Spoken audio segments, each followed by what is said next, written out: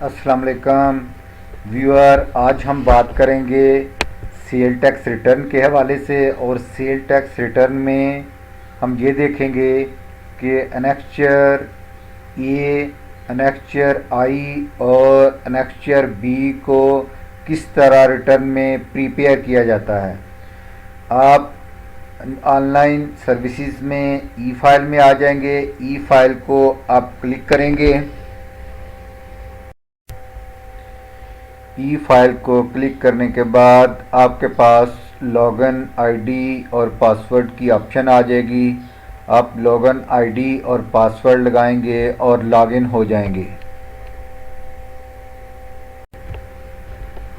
Viewer, यहाँ पे आपको home, administration, registration, declaration, request, e payments, e folder, क्रिस्ट, add IBAN, steel, sector, adjustment note और log out की ऑप्शन मिल जाती है। Log out basically log out होने के लिए यहाँ पे ऑप्शन दी हुई है। आपने अपनी सेल टैक्स रिटर्न का अनेक्चर ए, आई और बी को फाइल करना है, तो आप डिक्लेरेशन में आएंगे। डिक्लेरेशन में आने के बाद आप सेल टैक्स रिटर्न में आएंगे।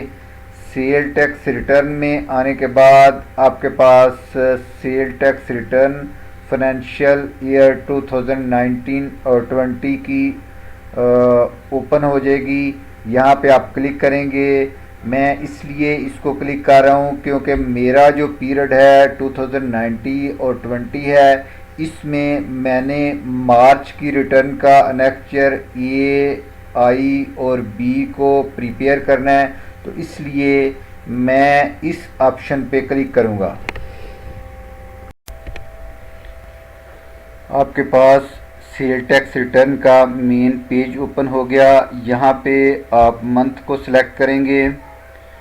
मंथ को सिलेक्ट करने के बाद आप सेल टैक्स रिटर्न को क्लिक करेंगे।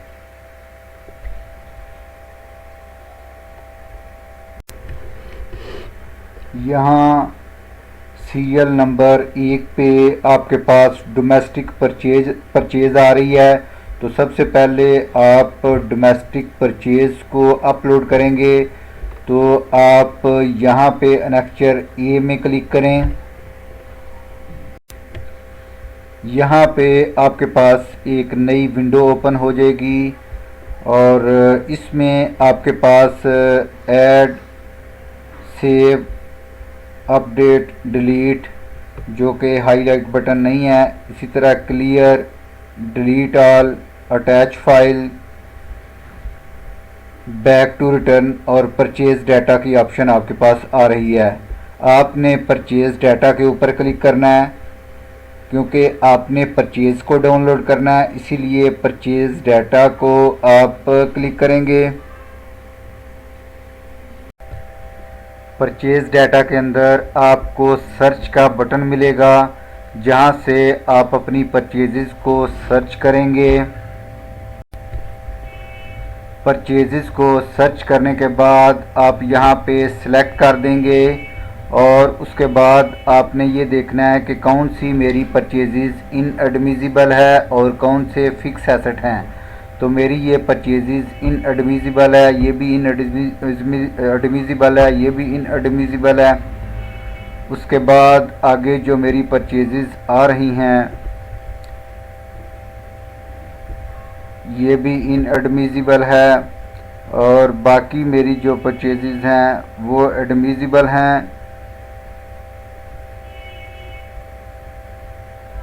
मेरे पास फिक्स एसेट मौजूद नहीं है, इसलिए मैं यहाँ पे चेक नहीं लगाऊंगा और इस डाटा को मैं लोड डाटा करके अपलोड कर दूंगा। मेरा डाटा अपलोड हो चुका है, इंपोर्टेड सक्सेसफुली यहाँ पे लिखा आ चुका है।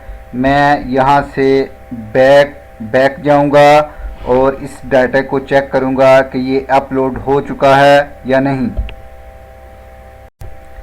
आप यहाँ पे देख रहे हैं कि जो परचेज डाटा है वो अपलोड हो चुका है और मैं अब बैक टू रिटर्न करूँगा इसको।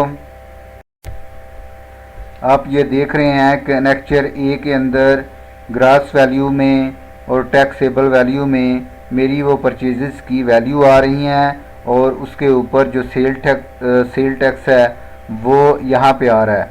लेकिन सेल टैक्स के अंदर इनएडमिसिबल जो मेरी आइटम्स हैं उनका सेल टैक्स यहाँ पे नहीं आएगा, क्योंकि वो इनएडमिसिबल थी।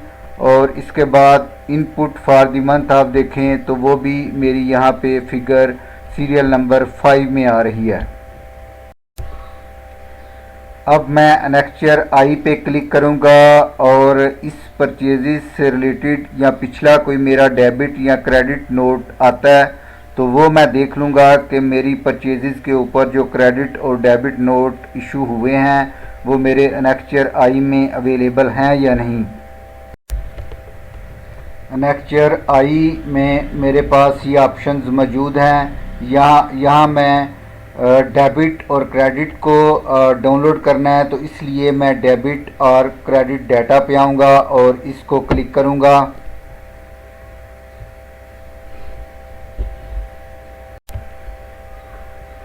यहाँ एक नई विंडो ओपन हो गई और इसमें मेरे पास सर्च का बटन है, तो मैं सर्च का बटन क्लिक करूँगा। तो डाटा ये डाउनलोड हो गया। उसके बाद आप देख रहे हैं कि डॉक्यूमेंट्स के अंदर डेबिट नोट और डॉक्यूमेंट्स नंबर, उसकी डेट आ रही है, और ये आगे रीज़न आ रही है कि ये change in amount of tax, यानी टैक्स की अमाउंट में चेंज होने की वजह से ये डेबिट नोट इशू हुआ है। इसी तरह ये भी टैक्स की अमाउंट चेंज होने की वजह से ये डेबिट नोट इशू हुआ है। इसी तरह ये भी इसी तरह। यहाँ नीचे अगर आप देखें तो रिटर्न ऑफ गुड्स, कुछ चीज़ें रिटर्न की गई हैं जिसकी वजह से ये क्रेडिट नोट इशू हुआ है। इसी तरह चेंज इन टैक्स आ रहा है।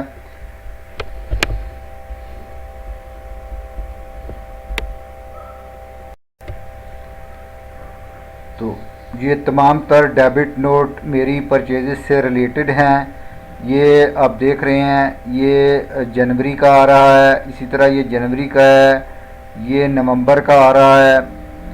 तो ये तमाम तर मैंने चेक किया है, ये मेरी परचेजेस से रिलेटेड हैं। तो मैं इसको लोड डाटा कर लूँगा, इसको डाउनलोड कर लूँगा। तो इंपोर्टेड सक्सेसफुली ये डाटा अब मुकम्मल तौर पे डाउनलोड हो चुका है, मेरी रिटर्न के अंदर मौजूद होगा। मैं इसको बैक पे जाके चेक करता हूँ। तो व्यूअर ये आप देख रहे हैं कि डेबिट और क्रेडिट नोट जो है वो अपलोड हो चुके हैं। अब मैं बैक टू रिटर्न जाऊँगा। अब मैं अपनी डोमेस्टिक परचेज़ को दोबारा चेक करूँगा। डोमेस्टिक परचेज़ में पहले हमने एनेक्चर ए को डाउनलोड किया था, अब एनेक्चर आई को भी साथ डाउनलोड कर दिया है, जिसकी वजह से जो ग्रास अमाउंट है, जो टैक्सेबल अमाउंट है और जो सेल टैक्स है उसमें फ़र्क पड़ गया है, और मेरी इनपुट फॉर द मंथ में भी फ़र्क आ गया है। एनेक्चर ए एंड आई को डाउनलोड करने के बाद अब मैं सीरियल नंबर 3 में एनेक्चर बी को डाउनलोड करूंगा। मेरी जो सीरियल नंबर 2 है अनरजिस्टर्ड पर्सन की परचेज़ वो कोई नहीं है। अगर आपकी अनरजिस्टर्ड पर्सन की परचेज़ हो तो वो आप एनेक्चर ए सीरियल नंबर 2 में जाके डाउनलोड कर सकते हैं। तो मैं एनेक्चर बी में जाऊंगा, एनेक्चर बी को क्लिक करूंगा। एनेक्चर बी को जब मैंने क्लिक किया तो मेरे पास एक विंडो ओपन हो गई जिसमें गुड डिक्लेरेशन इंपोर्ट्स की जीडी आएगी। यहाँ पे लोड इंपोर्ट जीडी का बटन आ रहा है, मैं इसको क्लिक करूँगा और अपनी तमाम तर इंपोर्ट को डाउनलोड कर लूँगा। अब आप देख रहे हैं कि मेरी ये इंपोर्ट जो है वो डाउनलोड हो गई। इसमें टाइप में अगर मैं देखूं तो यहाँ गुड्स की बेशुमार टाइप्स आ रही हैं। अगर आपके फ़िक्स एसेट हैं तो फ़िक्स एसेट को आप क्लिक करेंगे। इसके अलावा जो भी आपकी प्रोडक्ट यहाँ पे मेंशन आ रही है उसको आप क्लिक कर देंगे। अदरवाइज़ अदर में आप जाएंगे और अदर को क्लिक करेंगे और इसको सेव कर देंगे। सेव करने के बाद आप बैक टू रिटर्न जाएंगे और बैक टू रिटर्न को क्लिक करेंगे। एनेक्चर बी में अगर आप देखें तो यहाँ आपकी ग्रास वैल्यू ऑफ इंपोर्ट आ रही है और टैक्सेबल वैल्यू ऑफ इंपोर्ट आ रही है, और उसके बाद उसके ऊपर जो आपने टैक्स पे किया है वो यहाँ पे शो हो रहा है। और अगर आप नीचे देखें तो इनपुट फॉर दी मंथ में अब फ़र्क पड़ गया है क्योंकि आपने परचेजेस भी डाउनलोड कर ली हैं। तो व्यूअर, आज हमने सीखा कि सेल टैक्स रिटर्न के अंदर एनेक्चर आई, एनेक्चर ए और एनेक्चर बी को किस तरह डाउनलोड किया जाता है। तो उम्मीद है कि आपको ये वीडियो पसंद आई होगी। आप मेरे चैनल को सब्सक्राइब करें ताकि मज़ीद आने वाली जो वीडियो हैं वो आप तक पहुंच सकें। Thank you.